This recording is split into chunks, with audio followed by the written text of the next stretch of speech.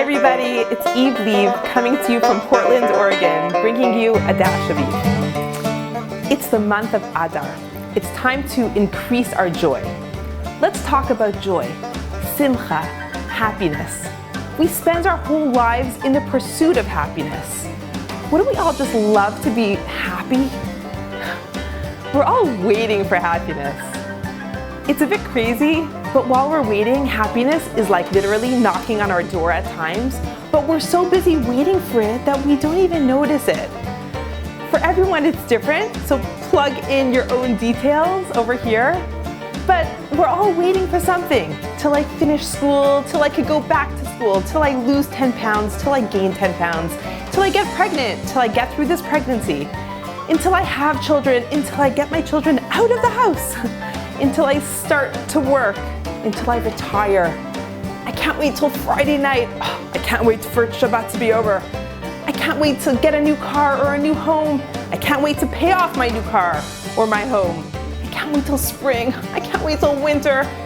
When are we gonna just stop and start being happy? Most of our life we're waiting. You know, Dr. Seuss in his book, I think it's called the Places You'll Go. There's this one page and it's hysterical. It's the waiting room. And they're waiting for the phone to ring and for the door to come, for the friend to come and for the line to move, and they're just waiting. It's hysterical, but it's kind of very true. This is us. It's sad. We're waiting for our happiness to hit us in the head. Let me ask you, what would make you happy right now? Like if you had the winning Powerball ticket, if you had an all-paid trip to the Caribbean, I don't know, I could use a nice spa, some money, some prestige, some power, love, knowledge, a new wardrobe, a perfect job, better climate. You could go on and on. There's so many things that would make us happy.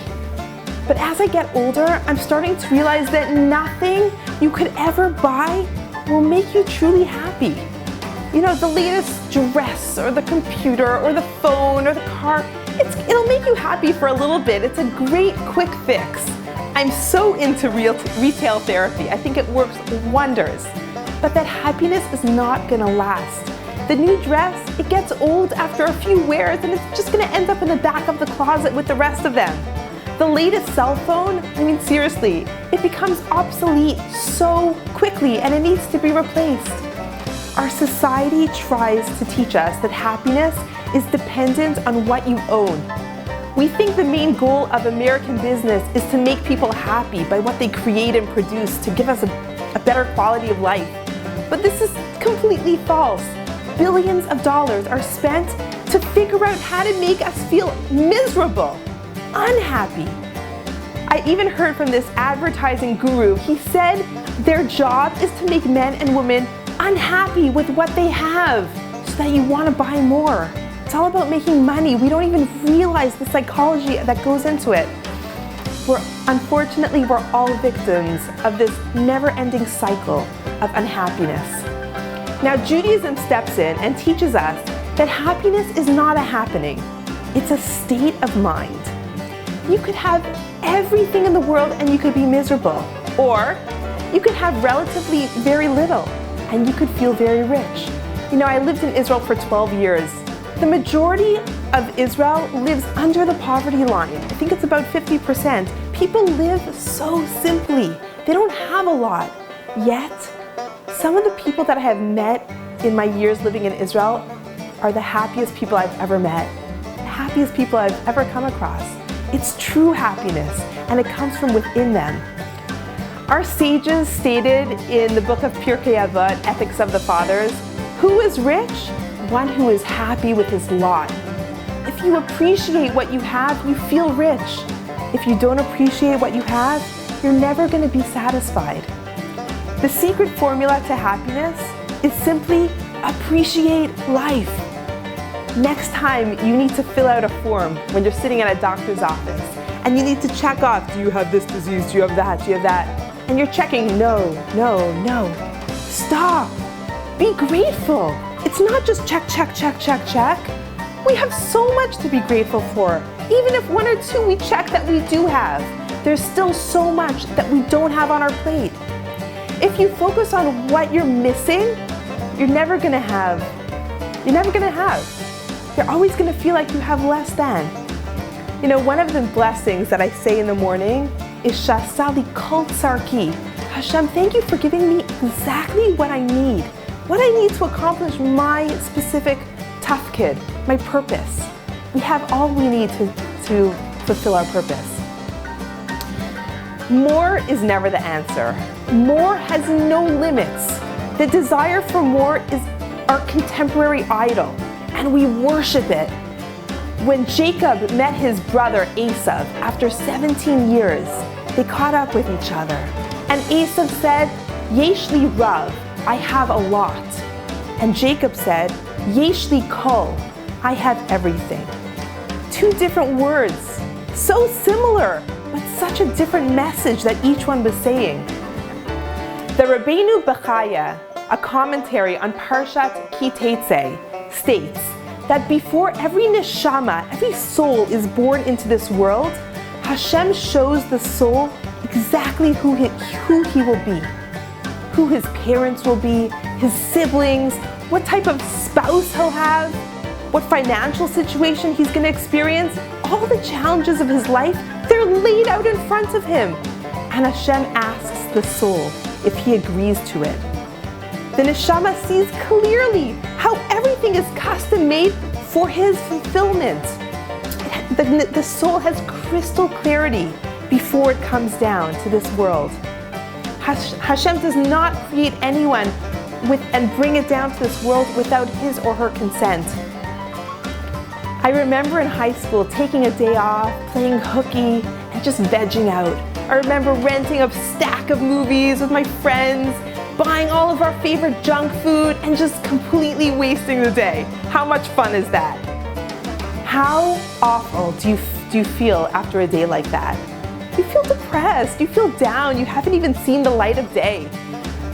I remember years back when we were living in Israel, one of my husband's students, he came to our house. I had met him for the first time. When he was 16 years old, he dropped out of school. He had a very rare degenerative disease. And it was just a downward spiral. He was feeling very unproductive. He was feeling miserable. He was in a wheelchair. He wasn't a regular teen that was able to, be free and run around. And here he was in our apartment in Jerusalem, joining us for a Shabbat lunch. And my husband had to carry him over his shoulders 3 flights up the staircase. And when he needed to go to the bathroom, my husband had to help him get on the toilet. I was so embarrassed for him. My heart went out to him. He told us that year in Israel, and he was living in Har Nof, a place that was not very wheelchair accessible. It's a mountain, very hard, lots of steps everywhere in every building. He told us that year was the best year of his life. He said he had never been so happy than he was at that exact moment in his life. Doesn't matter all the challenges, he was growing. He was doing something great. It was not easy. Happiness is what you feel when you're growing. While living in Israel, we never had a TV. We had a fish tank to keep the kids entertained. And one day, my kids ran into the living room and they said, Mommy, there's 2 lobsters in the fish tank. We had a little lobster. Just for entertainment purposes, I've never eaten a lobster in my life. It was fascinating to watch this guy. He was such a character. My kid said, Mommy, there's 2 lobsters in the tank. I ran in to check it out. Did it have a baby? What's the story? No, it shedded its skin. I never knew this about lobsters. I'm very uneducated about lobsters. But lobsters are encased in this hard, inflexible outer shell that doesn't expand. And as it grows, it becomes confined and oppressed in its shell until it can't take it any longer, and then at that point it sheds its skin to produce a more spacious one. It grows another one. And this lobster did that. It shed its skin and now it was able to grow a little bit bigger. What does this have to do with us? The lobster sheds its shell when it feels uncomfortable. It feels discomfort.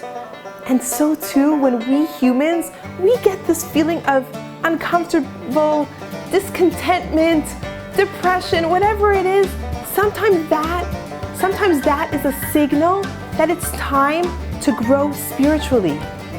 Rabbi Akiva Tat, he says, happiness is the result when you're doing what you should be doing.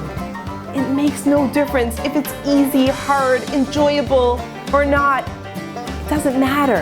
Happiness is doing what you're supposed to be doing. It makes you feel so good. The Torah actually commands us to be happy. Ivdu et Hashem b'simcha, serve God with joy. If happiness is a commandment, that means that it must be within my control, because God will not expect me to do something impossible. Now is the time of year to up our level of joy. May we all experience true Simcha this month and always. Thank you so much for joining me for a Dash of Eve.